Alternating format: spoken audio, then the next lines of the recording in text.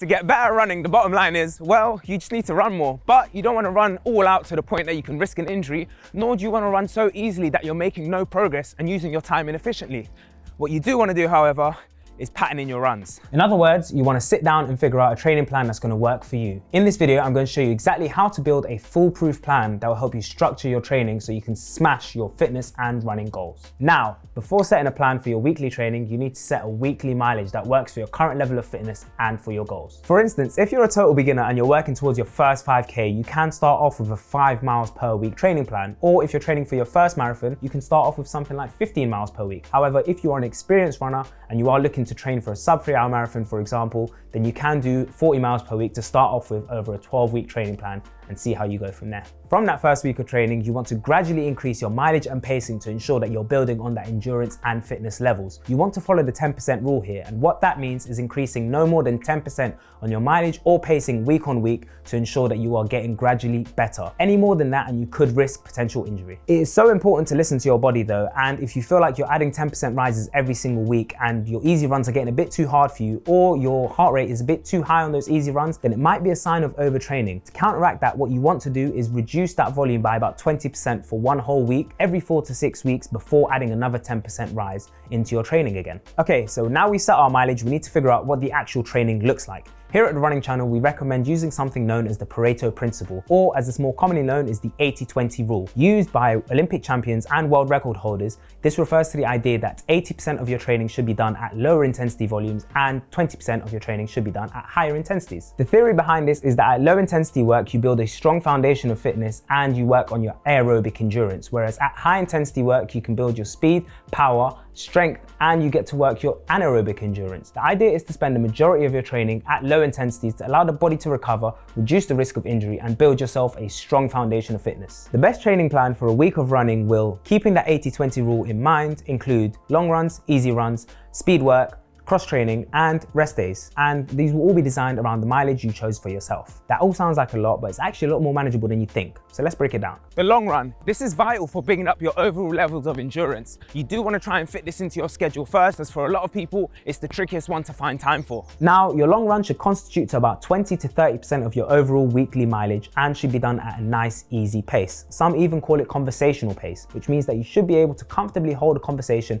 with someone running with you. And if you're looking at your pacing in terms of rate of perceived effort, then it should be about a 3 to 4 out of 10. Easy runs. These should total about 15% of your overall weekly mileage and ideally be done over 2 to 3 runs depending on your training goals. Again, this should be done at a conversational pace, so your rate of perceived effort is about a 3 to 4 out of 10, or your RPE, so you don't overexert yourself.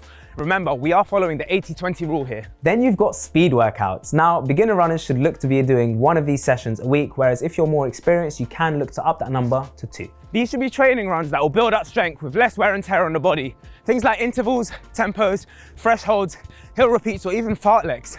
You want to be doing these short bursts with an RPE of about 7 to 8 out of 10.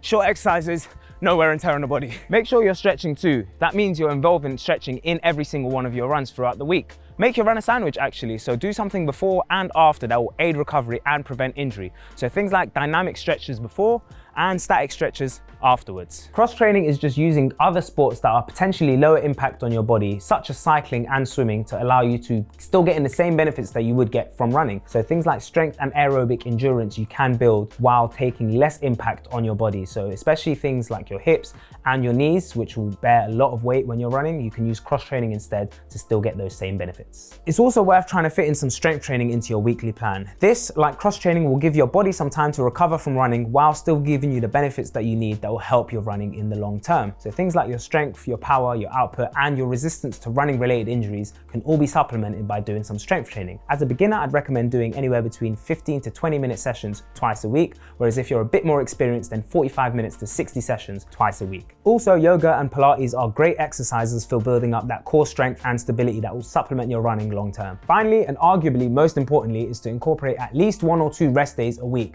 where you'll take some time off running to relax and let your body recover so you can go hard again at the next session. If you do want to still exercise, however, you can do things like active recovery, which is light walking, yoga, stretching, or foam rolling to keep yourself in motion. So those are all the activities you could be looking to fit into your week to improve as a runner. I guess you're wondering, what order should you fit them in, right? We all work to different schedules and we all have different objectives when it comes to running, as well as different loads that we can bear on our body. So there is no one hard and fast rule or one size fits all for you to structure your training from Monday through Sunday. What I would recommend though is not doing 2 hard sessions in a row. So something like, if you do a hard session, then make sure the next day is either a cross training, an easy session, or a complete rest day. Seeing as your long run is probably the biggest time commitment from you, it might be worth your while to start your plan there and work around that. Or if you are part of a run club or want to join one and you know that they do their interval or track sessions on an evening, it might be worth your while to start there and plan your week around that. Some people like to incorporate their rest days on a Monday, as it allows them to recover from the long run they set themselves on the weekend before. We now know the principles of what should make up a week of training, but we are fully aware that doing this week in, week out takes up a lot of time that you would rather spend running. So here's the solution for that. Welcome Runner.